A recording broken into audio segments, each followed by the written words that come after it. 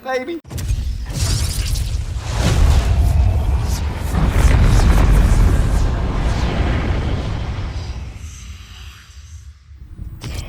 Yes, guys, we are back. I'm here with the main man, Lee Jones. Hey, alright, Shaz. And Joner's how-to is back. It's back. It's back. What are we doing today, Shaz? On this episode, we're going to teach you how to hit a corner kick. Oh my God, we are back. Check it out. Joner's how to hit a corner. Before we get into it, Shaz, everyone needs to just hit that subscribe button, hit the notification bell so you know when we're posting videos. Big Rhino on the camera, big up the Ride Dogs. Let's get into it, Shaz, yeah? Let's do it, yeah. We're getting into it, let's go. For me, having a good set piece taker in your team is a massive bonus. 100% I agree, Shaz. We both take set pieces for our teams. Yeah. For me personally, it's a thing that we practice a lot because we find if we get good deliveries in the box with players that can attack the ball, good chance we can score. A set piece is a chance to score, the set play to score a goal. For me, games are won and lost on set pieces. So sometimes, like if the game's really close, one great cross, one great delivery can actually determine the outcome of the game. And like Shane says, we take set pieces for our teams, so we are going to go through all the details, the important details and tips on how to take corners. So the first one we're going to do is from the left side of the pitch, a right footer on an in-swinging corner. Far corner we're going to do work on an out-swinging corner from a right footer, because we're both right footed, and also a driven corner, more flat delivery across the box. And we're both going to try and attack the crosses as well. That's it. So we'll get the drone up and we'll attack them as well. 100%. All right, let's get into it. Should we start with in-swinger? In-swinger. Shane's going to do the in-swinger. So first one, in-swinger, let's go. First corner we're going to work is an in-swinger. I'm obviously right footed, so it'll be on the left side of the pitch. First things as a set piece taker I look for is when I get to the corner flag, some of the pitches aren't great, some are obviously synthetic, which is a lot easier. I'll have a look at the surface. Look for a good area of grass. Most important area of grass you look for is where you're going to plant your foot. So everybody likes to always put it on a nice bit of grass, but if there is a bit of sand or it's a bit chopped up on the inside, that's where you're going to use to plant. So if that's a little bit uneven, that's where you might lose your balance. So where your plant foot is, that needs to be a solid bit of ground. So that's one key thing to look at. Obviously, if I'm a right footer, I will take it on the inside of the corner flag. Some people, again, we don't want to be taking it out here because it's a very hard angle and it'll naturally put me facing, which if an in-swinger will end up going quite towards the keeper. So I'll look for a good piece of the pitch. Where I'm going to plant my foot, I'll always push down so that it's solid. Okay. If you have a routine, I've got a routine of 4 steps. So I'll step back 4. I'll have a look then on an in-swinger. Very important, we try and get some pace on it. If it's high and floaty, a good keeper will come and collect that because he's got to run forward. Big thing, on the in-swinger, you must try and beat the first defender. We can see the mannequin is in there and Lee's going to try and attack this. Great ball. That's an area I'll be looking for. Again, just over that front mannequin, curling around to the 6-yard box.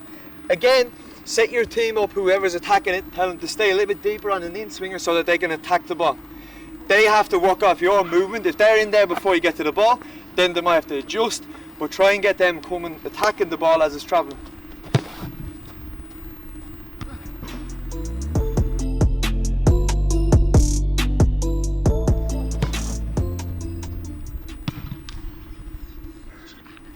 Great finish. So again, this is something that as a set piece taker, you gotta go and practice. Like my first 2 weren't great, but again, when I'm in my team, I always have one guy closest to me. So many times if we get the first touch on it, that causes havoc. So have someone coming across the front post if it's a little bit under hit like my first 2. Can I add something in, Shane? Yep. Because you're putting so much pace on it, it's so hard for defenders to defend against. Like, Yep. I feel like if you float your corners, a good centre back or a good keeper is going to claim that. 100%. So the big coaching point is the speed. It is a little bit harder to finish, but you could get an own goal. It's just harder to defend. So some great balls there, Shaz. The finish on the last one was delicious. Okay, guys, let's talk about the driven cross. For me, one of my favourite when I'm taking it from this side. This is really effective if you've got an absolute unit like Rhino in your team who can head a ball. Because if someone's really good, say like a Van Dijk, you just have to float it in sometimes and they'll get above. But I'm not going to teach you that. I want to see you driving it with pace, trying to cut out the front man, trying to get the accuracy spot on, so we can get someone like Shane who's so good at heading the ball. Which we've got a camera set up for that, Shaz, yeah? Yep. All right, let's get into it then, Shaz. Use your pace. First one we're going to work on is a driven cross. The first thing I want you to assess is the flight of the ball. The flight of the ball needs to be dead straight, backspin, like an aeroplane taking off. I'll go through that technique for you. Now that it's a driven one, we want to make sure that we're on this side of the corner flag. We don't want to be putting it here, because our body shape is so important when it comes to striking the ball. So for me, it's so important. It's not so much where you put the ball, it's where you're going to put your standing foot. Because how many times have you seen people slip, especially if we play on a bad grass field, okay? Today we're on synthetic, so it's really good. So I can pretty much put it anywhere, to be honest, but I'm just going to put it right on the edge there, okay? As I come back, this is so important, guys. The first thing I do when I'm taking set pieces, I need to assess what's going on in the box. I have to assess what's going on. Is the opposition marking zonal, or are they touch tight? Is there a big gap for me to aim into? Most of the time though, there's always someone on the near post there. Would you agree, Rhino? There's always someone on the near post where they're trying to cut that out. So we've got a mannequin there, I've got to try and get it above. To be honest, I don't think we're going to get better than that, Rhino. First goal. Absolute perfect, that Shaz, wasn't it? So guys, like I said before, we assess the cross perfect. We assess the cross on the flight and the speed. For me, honestly, I think I was spot on. Good speed, good height, over the front man. Let's see if we can do it again. I'll just go through a bit more detail. So, place the ball down. I don't really have any preference for that as long as it's on the right side, you know. I take 4 steps back, roughly around this distance. Again, look in the box and assess. Now, my standing foot needs to be a little bit wider than normal. Standing foot needs to come to the side of the ball, arm out for balance. I want to be putting all my weight on my left hand side, open my foot out, use my laces and cut across the ball to try and get the flight of that ball dead straight. Let's see if I can repeat.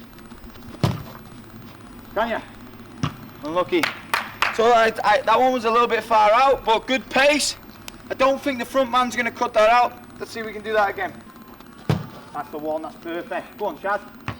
Oh, he's gone back across.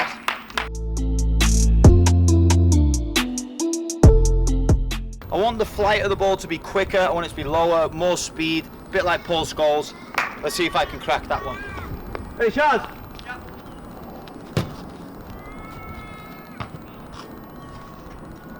That was perfect.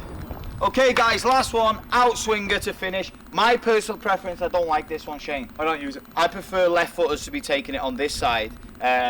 However, a little bit of homework for you. If you watch the Premier League, right, watch Trent Alexander does it a lot, I watch Liverpool a lot. The outswingers, they always seem to just hit the front man.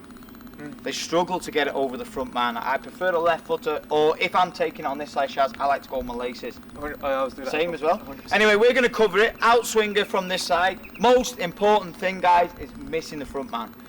Shane would have probably gone through the details. I'll go through it. Let's see if we can get some good ones. Okay, guys, very similar to before. Place it in a good spot where your standing foot is not going to catch something. Okay, so for me, again, anywhere's good in this area. Just make sure it's on the D there. I take 4 steps back. Again, relax, assess the situation, really focus on your technique and the contact of the strike. What a header, by the way. So let's assess that cross. Not too bad, probably a little bit too high. Okay, but wow, what a great header from Shane. So personally, I think that could have been a goal, you know. The one thing I want to cover is the line of the cross. You want to be very careful that you don't whip it past the byline and it goes out for a goal kick. So I've seen that happen before. So just make sure, really good tip on that. Don't go this close to the D, because then you're more than likely going to swing it out. So a hot tip is you probably want to be closer to this side, just so the line of that ball doesn't go out. Okay, let's just see if I can get that a bit lower. That's a great ball. Oh, vamos, vamos, vamos!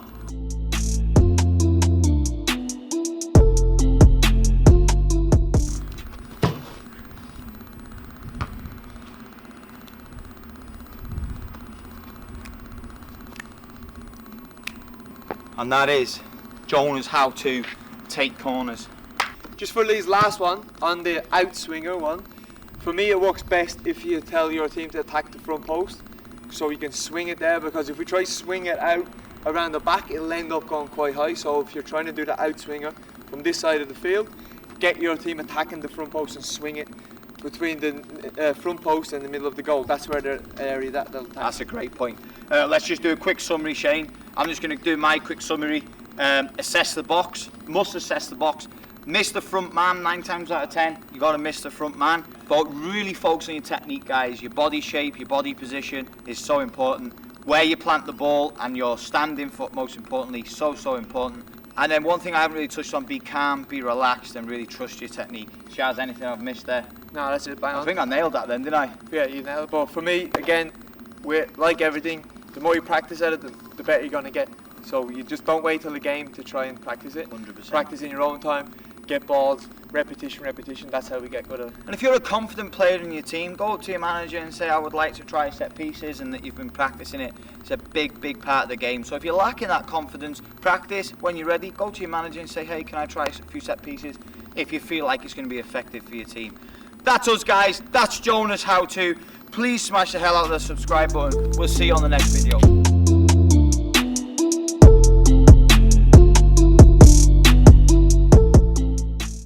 I'm here with the main man. What are you doing? A good set piece taker. For me, set pieces in teams. A good set piece. This is your bread and butter, man. Why are you going near the goal? Have a word with yourself. What am I doing, Charles? Oh, that was delicious, baby.